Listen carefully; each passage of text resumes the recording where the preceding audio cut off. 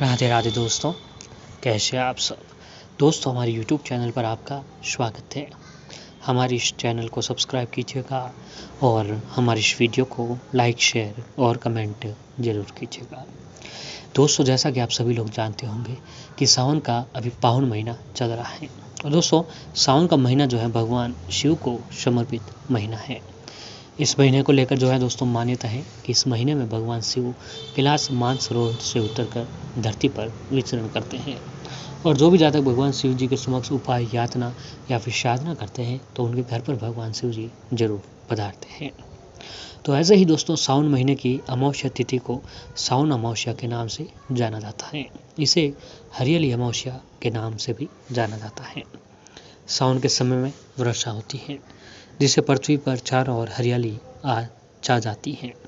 हरियाली को प्रकृति यानी माता पार्वती का स्वरूप भी माना जाता है। इतना ही नहीं दोस्तों, हरियाली अमावस्या के दिन पेड़ पौधे लगाने से पुण्य लाभ प्राप्त होता है। इसके अतिरिक्त आप अन्य अमावस्या की तरह जो है दोस्तों सावन अमावस्या या फिर हरियाली अमावस्या भी कह लो, इस दिन भी स्नान और दान करके पुण्य प्राप्त करते हैं। इस दिन भी आप पितृदोषों से मुक्ति प्राप्त करने के लिए जो है पितरों के निमित्त पिंडदान, श्राद्ध, तर्पण आदि करना चाहिए।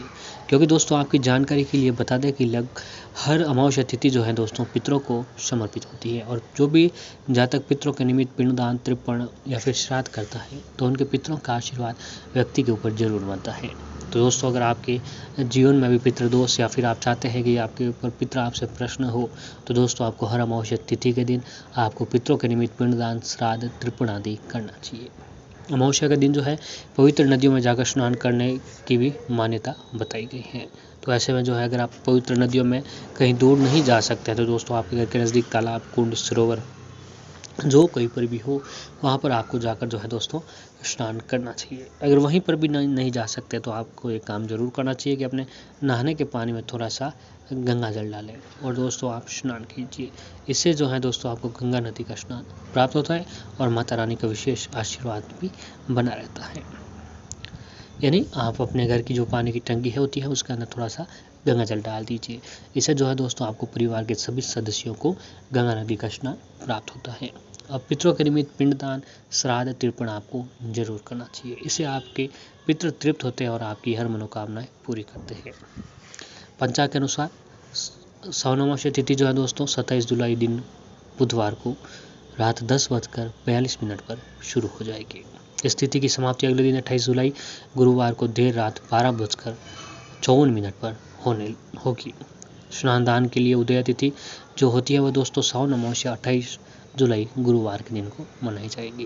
अगर आप भी 28 सावन अमावस्या व्रत रखने के इच्छुक हैं तो दोस्तों आपको 28 जुलाई को जो है व्रत रखकर जो है आपके पितरों और भगवान शिव की जो है कृपा प्राप्त कर सकते हैं।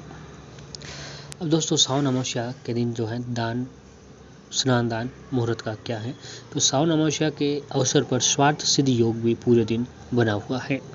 इसके अतिरिक्त गुरु पुष्य योग और अमृत सिद्धि योग प्रातः 7:05 से अगले दिन 29 जुलाई शुक्रवार को सुबह 5:41 तक का बना हुआ है। इन 3 शुभ योगों में सावन अमावस्या का दान और स्नान करना काफी पुण्यदायी भी माना गया है। स्वार्थ सिद्धि योग में आपको कार्य सिद्ध करने वाला, मनोकामनाओं की पूर्ति करने वाला योग है। तो सावन अमावस्या के दिन सिद्धि योग शाम 5:57 से प्रारंभ हो रहा है और अगले दिन शाम 6:36 तक है। ये योग शाम के समय में है। तो ऐसे में अमावस्या को शाम के समय किए जाने वाले कुछ उपायों के लिए भी अच्छा योग बना हुआ है। यानी दोस्तों, अगर आप जीवन में परेशान हैं या फिर आपके घर में धन की कमी है, आप खूब मेहनत करते हैं फिर भी जो आपको मेहनत का फल नहीं मिल पा रहा है, या फिर आपके बने बनाए कार्य हर समय बिगड़ जाते हैं, यानी आप खूब मेहनत करते हैं फिर भी आपको मेहनत का फल नहीं मिलता है, या फिर मेहनत का फल मिलते मिलते जो है कहीं दोस्तों कार्य हमारा अधूरा रह जाता है, तो ऐसी कोई भी परेशानी है तो आपको सावन अमावस्या के दिन जो है दोस्तों एक छोटा सा ये उपाय जरूर करें। इस उपाय को करने से जो है दोस्तों आपके ऊपर 33 कोटि देवी देवताओं का जो है आशीर्वाद बना रहेगा। जी हाँ दोस्तों, ये उपाय जो है गाय से जुड़ा हुआ उपाय है, यानी एक छोटा सा उपाय जो है अगर आप कर देते हैं तो आपके ऊपर भगवान शिव और माता पार्वती जी के साथ साथ 33 कोटि देवी देवताओं की कृपा आपके ऊपर बनी रहेगी और उनकी कृपा से आप जीवन में कहीं परेशानियों से जो है छुटकारा प्राप्त कर सकते हैं। तो दोस्तों, गाय को जो हमारे सनातन धर्म में माता का दर्जा दिया हुआ है। गाय को सबसे पूजनीय माना जाता है। एक गाय में जो है दोस्तों 33 कोटि देवी देवता निवास करते हैं, यानी एक गाय में 33 कोटि देवी देवताओं का निवास स्थान बताया गया है। तो अगर आप चाहते हैं कि आपके ऊपर 33 कोटि देवी देवताओं का आशीर्वाद बने, 33 कोटि देवी देवताओं को आप भोग लगाएं और जो है उनकी सेवा करें, तो दोस्तों मात्र एक गाय की सेवा करनी चाहिए, क्योंकि गाय की सेवा से, एक गाय को भोग लगाने से 33 कोटि देवी देवताओं को भोग लगता है। एक गाय की सेवा करने से 33 कोटि देवी देवताओं की सेवा होती है, और एक गाय के आशीर्वाद से जो है दोस्तों आपके ऊपर 33 कोटि देवी देवताओं का आशीर्वाद बना रहता है। तो इससे बड़ा पुण्य लाभ जो है और कहीं पर भी नहीं हो सकता है। तो इसके लिए जो है दोस्तों आपको एक काम करना चाहिए कि आपको अपने अमावस्या तिथि के दिन, सावन अमावस्या तिथि के दिन जो आप अपने घर पर खाना बना रहे हो, तो दोस्तों उस समय जो घर की पहली रोटी बनती है, तो आपकी जानकारी के लिए बता दें कि जो घर की हमेशा पहली रोटी बनती है और रोटी अग्नि भोग होती है, यानी पहला भोग जो हमेशा अग्नि भोग होता है। तो घर की जब पहली रोटी बना रहे हो तो दोस्तों आपको अग्नि देव को चढ़ा देनी है, क्योंकि पहला भोग अग्नि माता का, अग्निदेव का भोग होता है। तो पहला भोग अग्निदेव को चढ़ा दीजिए। अब घर की जब दूसरी रोटी बन रही है तो दोस्तों उस दूसरी रोटी को आपको जो है गाय के नाम से अलग रख देनी है, क्योंकि हमेशा दूसरा भोग जो है दोस्तों गाय का भोग बताया जाता है। तो दूसरी रोटी गाय के नाम से अलग रख दें। अब आपके घर का काम पूरा हो जाए, आप फ्री हो जाए, फिर दोस्तों उस रोटी को जो आपने गाय के नाम से अलग रखी थी, उस रोटी के ऊपर आप सबसे पहले देसी घी लगा दीजिए। जी हाँ दोस्तों, उस रोटी के ऊपर देसी घी लगाएं। अब देसी घी लगाने के बाद उस रोटी के ऊपर 7 चुटकी हल्दी, अपने हाथ से 7 चुटकी हल्दी उस रोटी के ऊपर डालें। अब हल्दी डालने के बाद उस रोटी के ऊपर जो है 7 चुटकी हल्दी और 7 छोटी गुड़ की डली लें और उस रोटी के ऊपर आप डाल दीजिए। अब रोटी का गोलाकार बनाने के बाद उस रोटी को ले जाकर जो है दोस्तों आपको घर के बाहर जहाँ कहीं पर भी गाय दिखाई दे, उस गाय को वो रोटी खिला दीजिए।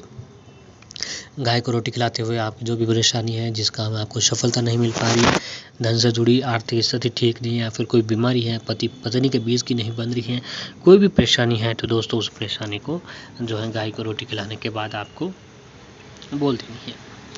फिर दोस्तों परेशानी बोलने के बाद गाय को वहाँ से विदा कर दीजिए। मात्र ये काम जो है अगर आप सावन अमावस्या तिथि के दिन ये करते हैं तो फिर देखिए जीवन में दिन दूनी और रात चौगुनी आपको तरक्की देखने को मिलेगी और आपके जीवन की कहीं परेशानियां भी खत्म हो जाएगी। अब दोस्तों अगला जो उपाय है कि आप सावन शिवरात्रि अमावस्या के दिन आप घर से बाहर जब कहीं जा रहे हो, तो घर से बाहर जाते वक्त आप एक काम करें कि अपने साथ हरी घास या फिर हरा पालक लेकर जाएं, और रास्ते में आपको जहाँ कहीं पर भी गाय दिखाई दे, उस गाय को जो है दोस्तों हरी घास या फिर हरा पालक खिलाकर आगे निकले। अब जिस काम के लिए भी जा रहे हो उस काम में आपको सफलता जरूर प्राप्त होगी। जी हाँ दोस्तों, अगर गाय को हरी घास या फिर हरा पालक खिलाकर आप निकल जाएँ तो जिस काम के लिए भी आप जा रहे हैं उस काम में आपको सफलता 100% मिलती है और धन से जुड़ी हर परेशानी भी खत्म होती है। अगला जो है दोस्तों, सावन के महीने में नंदी की पूजा करना भी काफ़ी अच्छा माना जाता है, क्योंकि नंदी जो है भगवान शिव की सवारी है। तो आप एक काम करना चाहिए कि सावन अमावस्या तिथि के दिन आपको नंदी महाराज को भी हरी घास, हरा पालक और घर पर बनाकर रोटी, उसके ऊपर घी और गुड़ डालकर नंदी महाराज को भी जो है दोस्तों सावन अमावस्या तिथि के दिन जरूर खिलानी चाहिए। ऐसा करने से भगवान शिव की विशेष कृपा आपके ऊपर बनती है और घर में सुख समृद्धि और धन दौलत की भी प्राप्ति होने लगती है। दोस्तों जो अगला उपाय है कि सावन शिवरात्रि के दिन पितरों के समेत आपको आज के दिन पिंडदान, तर्पण, श्राद्ध आदि जरूर करना चाहिए। पितरों के निमित्त आपको चावल की खीर बनाकर उसके अंदर केसर और मिश्री डालकर पितरों के निमित्त जो है दोस्तों आपको पिंडदान, श्राद्ध या फिर अपने घर पर ब्राह्मणों बुलाकर अवश्य ही खिलाना चाहिए। इससे उनको पितृ ग्रहण करके तृप्त होते हैं और आपको आशीर्वाद देकर जाते हैं। जो भी जातक अपने पितरों के निमित्त पिंडदान, श्राद्ध या फिर अपने घर पर ब्राह्मण को बुलाकर जो है खाना वगैरह खिलाता है, तो दोस्तों आपके पितृ तृप्त होते हैं और आपके पितृ आपको आशीर्वाद जरूर देते हैं। तो अगर पूर्ण विश्वास और श्रद्धा के साथ आपको ये सारे काम जो है दोस्तों आज अमावस्या तिथि के दिन जरूर करना चाहिए। आपके ऊपर भगवान शिव और आपके पितरों की कृपा बनी रहेगी। और साथ ही एक माला जाप आपको ओम नमः शिवाय, ओम नमः शिवाय, ओम नमः शिवाय, इस मंत्र की एक माला जाप आपको जरूर करनी चाहिए, क्योंकि ये महामंत्र का भगवान शिव का महामंत्र जाप है और इस मंत्र से भगवान शिव बहुत ही जल्दी प्रसन्न होते हैं।